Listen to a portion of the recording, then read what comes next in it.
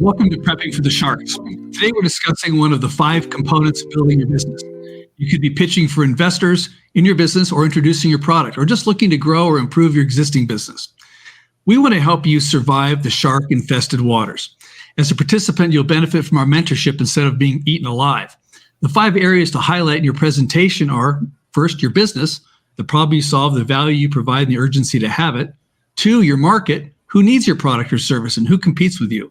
Your path, your go-to-market strategy and tactics, how you get there from here. And then your team, who's the crew on your boat, how you were uniquely qualified to succeed. And finally, your ask, what do you need to build and grow your business right now? I'm Burke Franklin. I developed the first business planning software system called BizPlan Builder, making it easier to make sense to investors. Cynthia Campbell is an experienced entrepreneur and professional speaker specializing in the health and wellness industry. She also supports and trains companies and individuals as a communication expert with over 24 years of experience. Fred Parrish is the creator of Prepping for the Sharks. He's a seasoned executive, author, and management consultant who focuses on improving business performance at every level of an organization. Christy Lee has 37 years of marketing and business strategy experience and helps clients with their online presence, building websites, and staying in touch with customers by greeting cards. And Robert is a proven senior executive, entrepreneur, and community leader with more than 40 years of successful business development experience. Today, our discussion is around step number 1, your business and the problem you solve. Fred, please lead us off. Yeah, and I think the ultimate question is, why is it important for a business owner to be able to clearly and deliberately deliver that message about what it is they do and what benefits they bring to whatever market they're targeting? What is that benefit to them? Because the purpose of what we're doing here is to help that business owner. We can talk about a lot of things, and there are millions of articles and books and different sources of information that we can just regurgitate over and over and over again. But that really isn't going to be what helps them most. In my mind, their ability to talk to any room, any person, any group about what they do and why that's important is absolutely critical, not only to the ability to communicate with whoever the audience is, but to me, it is most important for that business owner to truly understand what that message is, because they have to internalize that message in order to be successful. How many times on a Zoom call have you been asked, okay, Fred, tell us about your business, 30 seconds, go, or 1 minute, go. Right.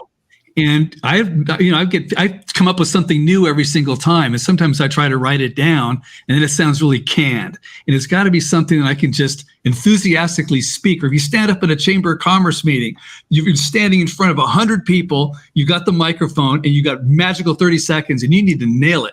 And that I find is, to answer your question, that's where I'd use it for sure. And it seems to come up a lot, but I've really not gotten a whole lot of feedback from anybody who's helped me maybe refine that to say it better. And here's your chance. For me, for that business owner to internalize that message, that then becomes the compass by which they make every decision, and they are using to move the company in whatever direction they're going. I mean, you have to know in your soul what it is that you're doing and why you're doing it and who you're doing it for. Otherwise, you're just kind of running around bumping against walls, and who knows whether you're going to be successful or not. Fred, for me, that brings up the word foundation. If you have a solid foundation that you're building on, then you're setting yourself up for success. But if you don't know what the basic lying principles are, and the problem that you're solving, and you don't have it nailed down in a solid way, then your structure that you're going to build above it is not going to be solid. So absolutely 100%. And how can you communicate that to your employees, to your external vendors, customers, advisors? If you give a different message to every one of those groups, which is the real message? And which one are you really using, again, as that guide for all the decisions that you make and every action that you're going to take? It's impossible to be consistent without having fully understood yourself. And again, internalizing that message so that you are consistent in the direction that you're going. I mean, it is so difficult to stay consistent from room to room and person to person, whether that's internal or external to the business. It doesn't matter. It has to be a consistent message. And I think that's where a lot of people really have a hard time, because when someone says, okay, what do you do, or why do you do it, or tell me about your business, it's always a different answer. It may be generally the same, but we need to be specific about what and why and how. Otherwise, again, you're just kind of floating around the ocean. You know, it's that old adage that if you don't have a rudder, and you don't have that rudder set on a particular course, you'll never make it to shore. You'll just float around in the ocean and never arrive anywhere. I have a question for the group regarding the 7 habits of highly effective people and Covey's statement of begin with the end in mind. I know there's more than one perspective on that. Does anyone open to commenting on that? Yeah, I'll jump in on that, Robert. Thank you. I would say that I just like all of you, we've been to many, many networking events, heard many 60-second elevator pitches or 30-second elevator pitches, some great, some not so great, and some that are just plain out horrible. What I would say is people may have that passion for their product or service or whatever it is that they're choosing to do. But if they haven't actually checked the marketplace to see, is what my product and service that I'm offering to the marketplace, does it actually solve a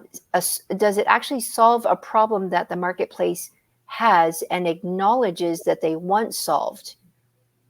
Because a lot of people will create a business and they're passionate, maybe because it's an emotional thing, maybe it's because it's a family-owned business that's getting handed down, but they find themselves quickly in a quandary of, why can't I generate sales? And many times it's because they haven't tested the marketplace. Is this something that the marketplace actually wants and needs? And so I would say beginning with the end in mind is absolutely imperative. Yeah, and Christy, absolutely. I'll segue on that. Beginning on, is it a product that the marketplace actually needs? Many times there's the vision when you're coming into it of everyone needs this, and everyone isn't the target. So it's also being specific about where the need is, and is it a niche? And if it is, go after that one specific area of the population and test it that way, rather than keeping the mindset of everyone needs this product or service. Agreed. It's also helpful to explain how I had this problem like you. So we're meeting the customer where they are. We're not way ahead of them. I had this problem and I didn't know how to fix it. And then I had this aha moment and I solved the problem, or I discovered what it is. And now I can help you solve this problem. So it's all about solving the problem. And that also does 2 things. One is, I've been in these conversations with these investors on different people, kind of panels like this. And one of the questions I'm finding a lot of these investors are asking is, well, how did you get started in this business? You know, I put it in the business plan software. I said, you know, what's a nice person like you doing in a business like this? So is to really get some background. And part of it's the credibility that, you know, why you're in this and you're uniquely qualified to solve this problem because you have. And at the same time, there's a motivation. So there's a sense of you're not just in it for the money, you actually have a real, you know, gut felt, heartfelt reason to do this. And which also tells the investors what's going to keep you in it when it gets rough. So you're going to stick with it to succeed. And so the explaining of, you know, again, what's a nice person like you? How'd you get into this business? And why are you doing it is a big deal. Yeah, no doubt, because the idea that things are going to get rough, it's never easy. And, you know, when you look at companies that all of a sudden are these so-called unicorns, a lot of times those are 20 plus year overnight successes. NVIDIA is that. NVIDIA has been in business for a very long time. And now all of a sudden it's, if not the most valuable, one of the most valuable companies in history. But it took a couple of decades to get there.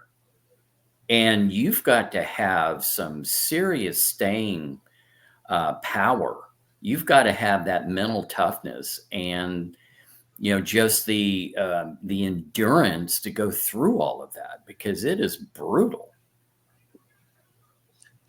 And have a good reason, good emotionally driven reason of your own, you know, amongst everything else. Yeah, you got to have that. We need to hear it. You can swallow it all you want, you know, and just take it in and not let it out. But you've got to let people know why you're doing this, because that will builds credibility and trust. That's the huge thing. Investors these days, more and more, are saying, we bet on the jockey, not the horse. We're betting on you or writing you the check. If you're going to write a business plan or do the thing with AI, then they should write the check to the AI, because that's who's going to run the business. But that's not the case. It's you. And you really got to do your homework and show your work. That's the other thing. So how did you arrive at these answers, these conclusions? Because that's what investors are going to want to know. And we've talked to people who use AI to write business plans, and they can't answer the questions. And the AI just grabs random stuff off the web and makes stuff up. And the other crazy thing is that you ask it again and it gives you a different answer. Right. So if I asked you the same question over and over again, you gave me different answers, would I trust you?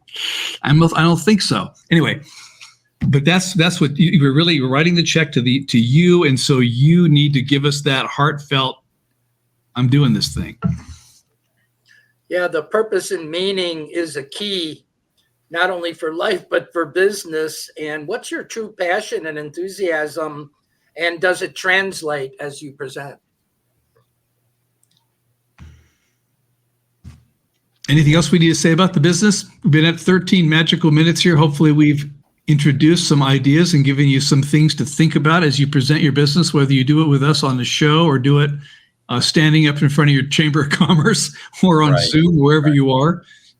Is there anything else? Any final comments any of you guys want to make on this thing, and we can move on to the next one? Yeah, you know, being a finance person, I have asked, I can't tell you how many, really thousands of people, why you're in business. And when I asked that question, this really was the premise of a book I wrote almost 25 years ago now. But the whole point of that question is to find out what direction you are going. And by you, I mean you and your business, because there should not be much of a delineation between the two. You should be your business, and your business should at least be in part you. But most of the time when you ask somebody that question, why are you in business? They don't tell you why. They tell you what they do. The bottom line for anyone who is in business, the purpose of being in business is to make money, unless it's a hobby or a nonprofit. Now, if it's a hobby, good for you. If it's a nonprofit, even better. But if you're in business and you are trying to serve customers in a professional way, the reason you're in business is to make money. And so you need to internalize that as much as what you do, but why you do it. Because every single decision you make, I don't care when you make it, how you make it, it is a financial decision because ultimately it will have a financial impact on the business. And that is just something that most people don't truly understand. I would say that sales cures everything. More sales can be put into the business to reinvest in the business, pay employees, pay your vendors that you work with. But people forget that.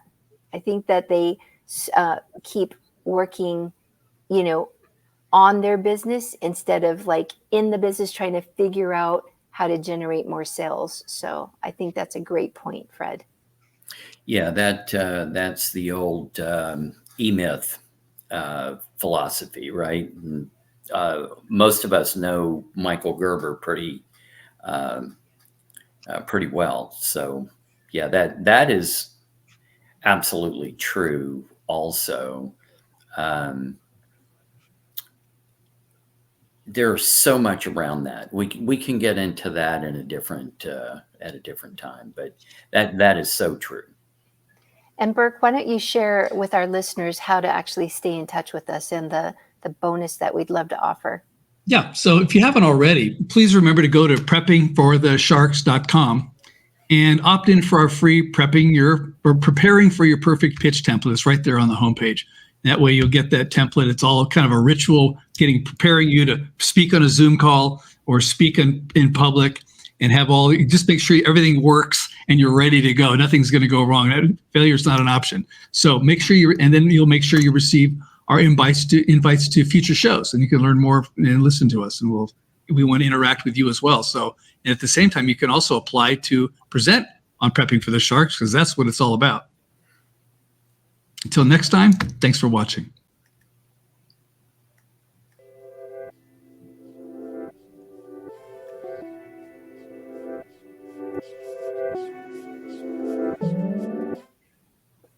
All right. Christy, do you want to ask your question about your friend inviting you for dinner and lead us into that discussion? That was kind of fun. I would love that. So my daughter and I were recently invited to get together for dinner with a friend that we've known for years and years, and we happily accepted. And I don't know if you guys have ever experienced this, but here's what we experienced. So we meet our friend for dinner, and we each get our food, and we sit down, and she jumps right into pitching us for her newest opportunity. And my daughter and I just kind of gave each other the side eye, like, oh God, here we go. And we weren't given any upfront warning, like, hey, I want to get together with you, catch up. And I also want to share with you a new idea that, a new business presentation or a new opportunity. I'd love to share it with you. I'm so excited. I'd love to hear your thoughts on what you think about it. And we just knew we were in it for at least an hour of it wasn't just a friendly catch-up chat. So I wanted to just kind of throw it out there because I just thought when I walked away from that meeting, number one, it would have been great to have upfront knowledge of what we were walking into. And number two, you didn't pay for our dinner, even though you took our time and wanted to get our opinion. And three, after I politely declined, I wasn't interested. And then Jade said she wasn't interested. She still kept going on and inviting us to this event and that event. And can I send you my website? And we politely had said no. So those were three big mistakes that I would say avoid at all cost when you are in a business where you want to get in front of your audience, you're asking for help, or you want them to even engage and enroll in your business. give people some courtesy and clues. I think there's some etiquette that was broken all the way through that start to finish process. Have any of you ever experienced anything like that? Oh yeah. The thing about that is immediately when you hear I have a business opportunity, that is a whole different conversation. I mean, you know exactly what it is. You may not know what the business is, but you know what the financial structure is. So do you think that she was purposely not telling us, because it seems like the word opportunity like sends off triggers in everybody's heads? So she purposely wasn't telling us because she knew it would not be a good Yeah, I suppose response? that, yeah, I think that's probably true. But I will also say that in my experience, they are trained by the group that they are working with, because this is whenever you have a business that is providing a service or a product and you're trying to sell to a market, as opposed to recruiting people to be a part of some kind of network or organization, you use different language. You don't say, I have an opportunity for you. You speak more in sales terms. I have a product or I have a service for you, and you may not say it that way, but that is the message. Now, immediately when you hear I have a business opportunity, I mean, you just know what it is. So if we were coaching specifically, let's say network marketers, Yep. what suggestions would we say that might have a better reception? Well, there's an old adage that says if you ask an investor for advice, they'll give you money. If you ask them for money, they'll give you advice. So what I would say, and this simply is I listen to something, what I would say is, hey, I've got this business idea I want your opinion on. I'd like to take you to dinner, my treat, if just to get your take on this and get your suggestions and help me see this thing or something. Like, I'd like you to give me some advice on this business idea. And then if, we're talking about a garage full of soap or light bulbs or whatever it is that the multi-level marketing thing is about, you can get into that. But here I'm doing this thing, I'm thinking about it, but it's more about asking for advice. So your defenses don't go up like, oh, a business opportunity. This is something you want me to buy, which Right. Yeah. maybe or maybe not. And I will say, I have been in a network marketing company for 18 years. This is my 18th year. And I never approached somebody like that with using the word opportunity. I just wouldn't, because I know the initial bomb that goes off in people's head is Right. they're looking for the first exit, right? But I like what you just said, Burke, in that, I have a business idea. I'd love to run past you. I'm going to buy you lunch or dinner. It's on me. So even if you say no, we part as friends, and at least you would have had dinner, right? You have to, everybody has to eat. Yeah, apparently we work for food. So yeah. And one approach that I use that's a little bit different is, especially if it's someone in my circle, they know I'm a researcher, and then I'm going to go after detailed information. And I might say, I'd love to share with you something that I'm really excited about and the way that it's impacted my life, and just share a little bit about it, but not as a business opportunity, not saying, hey, I think you should really do this too. It's like, this is what I found and this is what it's done for me. And I'm excited about it. And I just want to share it with you. And then they either pick up the hook or they don't. And if they don't, we move on to the next topic. Now, does that involve taking them to dinner or just you want to share it with them in a phone call? However it comes up. It's not a planned thing. It's a natural thing if it ebbs and flows into the conversation. Like, I don't plan them as a target, but if it comes up and it's natural, then I love to share what I've found in new inventions and products and vitamins and supplements and tools that have worked. I love sharing about them. And if it's something they're interested in, then it'll go further. And if it's not, then the conversation will ebb and flow to something different. So let me ask you this. Would that approach, or Christy, your approach, apply to someone who has a a plumbing business or a hardware store or, software. I mean, Yes, how it would that applies. approach apply to other types of businesses? Okay, so I'll give you an example. Let's just take a plumber right off the bat. If I had a plumbing business, what I would say is, hey, do you have any drippy faucets or leaking toilets or leaky showers that are kind of been on your honey-do list and you just never seem to get to it? That's what I would start out with. I'm going right to the problem. And if they have been dealing with leaky faucets, that's going to strike a chord with somebody, right? Maybe not the first person, but maybe 5 out of 10 people probably are dealing with some sort of leaky whatever.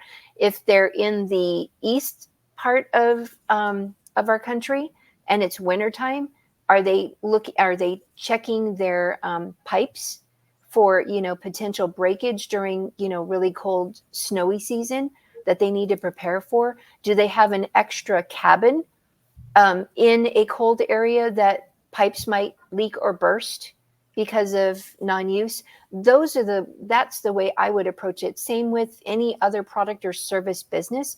I go straight for the pain points that they might be experiencing, that they might resonate with, and I feel like that's a customer centric approach versus a me approach. A me approach is, hey, I've got a business opportunity and I'm not going to tell you about it till I've already got you hijacked at dinner, right? That's a me approach. A you approach is, let me find something I can help serve you with and help you fix so that you don't have that kind of agonizing drip, drip, drip going on while you're trying to sleep at night. And the person could also say, nope, I don't have it. I'm good. Thanks. But going back to your whole dinner fiasco, this person, of course, it's like bait and switch, right? They spring this thing on you, Yeah. and you are kind of trapped at dinner there because you're having dinner, and now you're thinking, I'm paying for this, and this person's pitching me. So altogether, I mean, just the emotional intelligence right there. The EQ is sub room temperature, so it's not too bright on their part, and so, but at the same time, then they didn't let up. So when someone doesn't want to buy something, I had this experience when I was selling electronics when I was working for Texas Instruments. I'm sitting in this guy's office and I'm pitching this one product we have, but I knew this is really a shoehorn deal. This isn't going to quite fit. I do know somebody else who I think does have the right thing.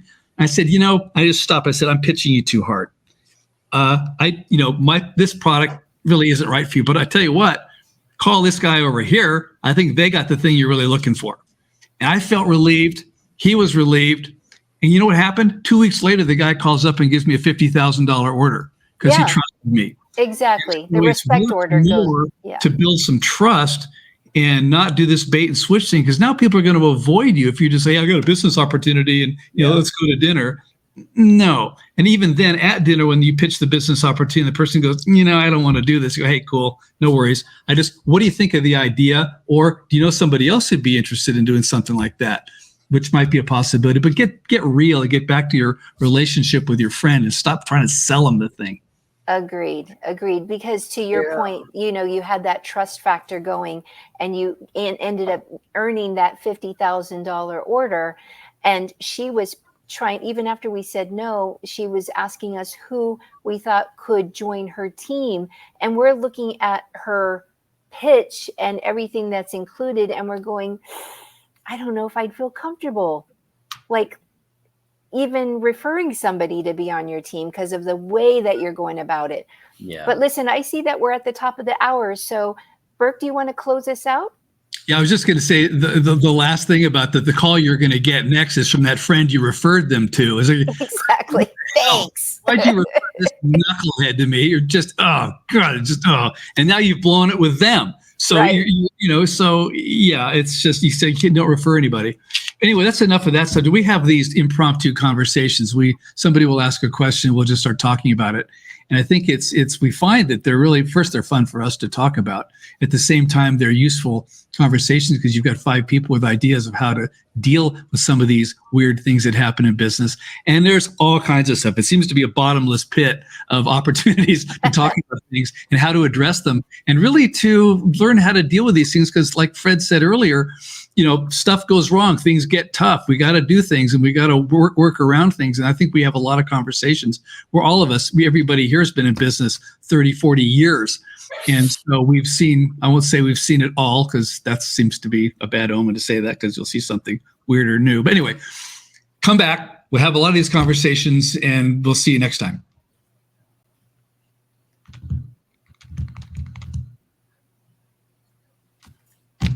Good.